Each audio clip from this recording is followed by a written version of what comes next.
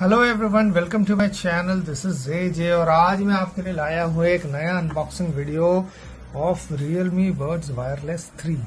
और Realme के birds को मैं काफ़ी टाइम से यूज़ कर रहा हूँ। TWS भी मैंने यूज़ किया है और मैंने इसके वायर वाले नेक बैंड को भी यूज़ किया है। This is a new stuff which is already kind of old, but I have something to share with you all.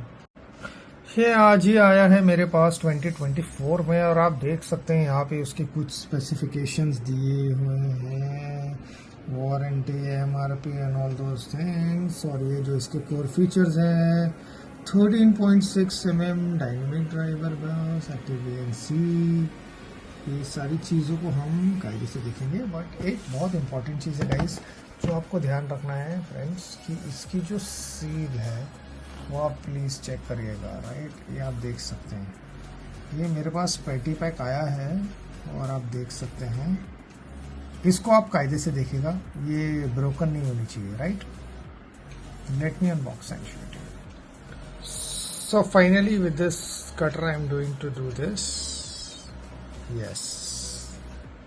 और गाइस उसके बाद वो येलो बॉक्स से निकालने का कुछ ऐसा इसका फील है।